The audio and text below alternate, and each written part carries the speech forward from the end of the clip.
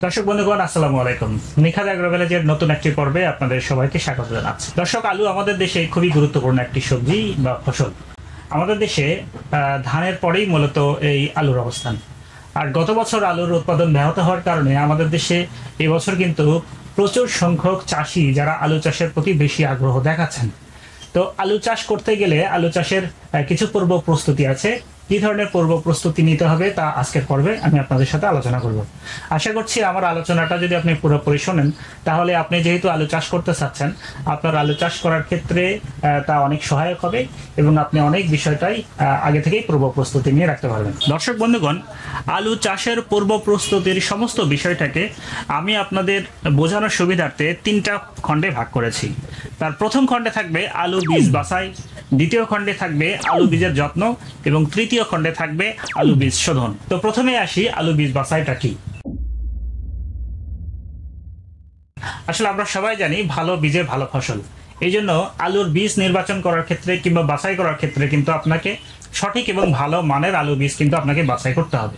আলুর বীজ বাছাই করার ক্ষেত্রে প্রথমেই যে বিষয়টা মাথায় রাখতে হবে সেটা হলো যে আলুর বীজটা যে জমিতে উৎপাদন করা হয়েছিল সেই জমিতে আলুর উৎপাদনের সময় সঠিক এবং পরিমিত মাত্রায় সেখানে সার প্রদান করা হয়েছিল কিনা, এই বিষয়টা আগে প্রথমে আমাদের নিশ্চিত হতে হবে।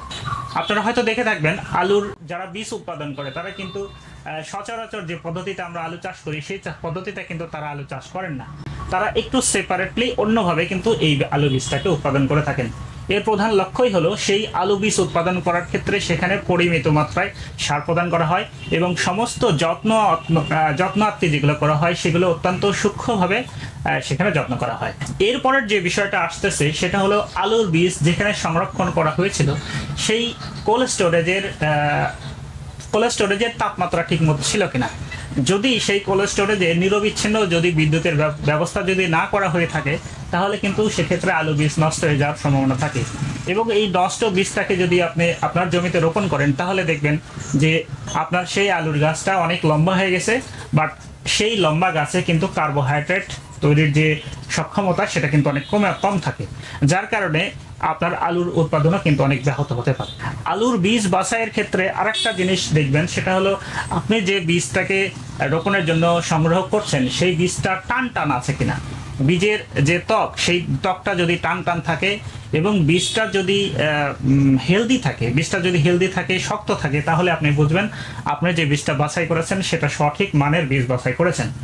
আর আরেকটা বিষয় হলো এই যে আপনি টান আছে কিনা, ত্বক ভালো আছে কিনা এটা দেখার পরেও আপনাকে আরেকটা জিনিস খেয়াল রাখতে হবে, সেটা হলো আলু বীজের যে ওজন সেই ওজনটা 30 থেকে 40 গ্রামের মধ্যে থাকলে সবচেয়ে ভালো। আপনি দেখবেন যে বীজটা আপনি রোপণের জন্য নির্বাচন করে রেখেছেন কিংবা বাছাই করে রেখেছেন সেটার ওজন 30 থেকে 40 গ্রামের মধ্যে আছে কিনা, এটাও কিন্তু আপনাকে পরীক্ষা করে দেখতে হবে।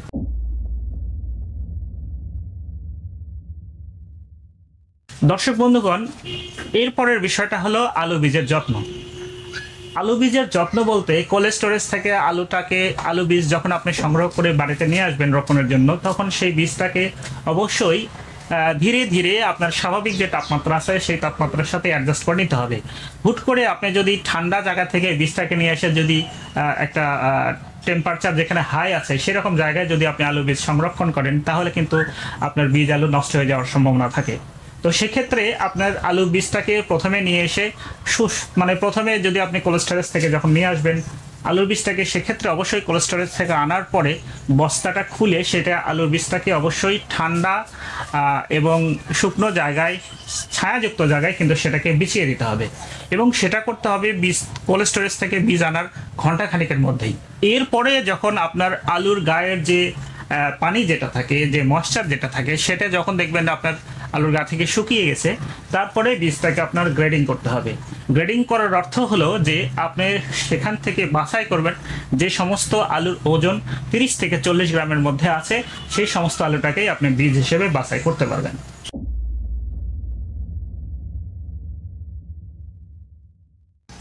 দর্শক বন্ধুগণ, আলু রোপণের পূর্ব প্রস্তুতির সর্বশেষ যে বিষয়টা সেটা হলো আপনার হলো আলু বীজ শোধন পদ্ধতি।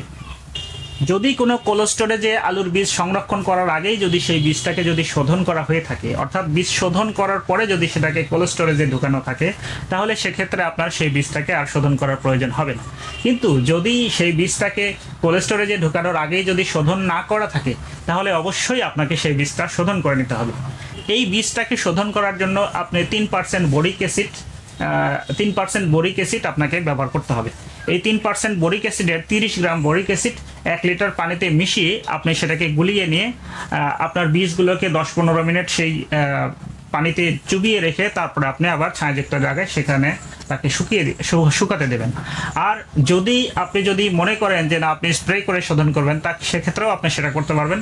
তবে স্প্রে করার ক্ষেত্রে অবশ্যই পলিথিন বিছিয়ে তার উপরে আপনার আলুগুলোকে রাখতে হবে এবং এমনভাবে স্প্রে করতে হবে যেন সমস্ত আলুই যেন ভিজে যায়।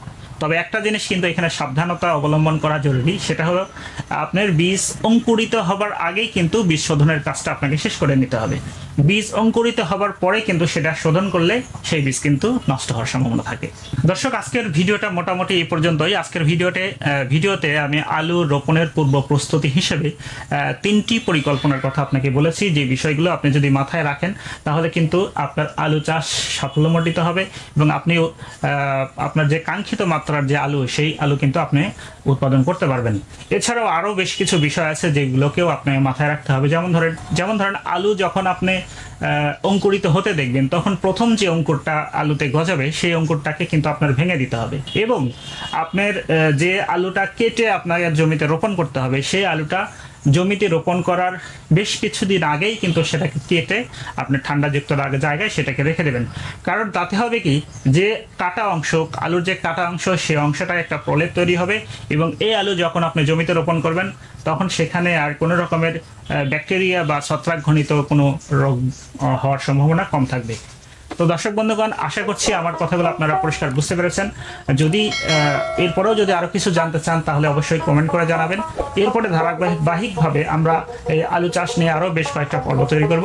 সেই ভিডিওগুলো দেখার আমন্ত্রণ জানিয়ে আপনারা সবাই সুস্থ থাকবেন এই প্রত্যাশায় আজকের মতো এখানেই বিদায় নিচ্ছি। আল্লাহ হাফেজ।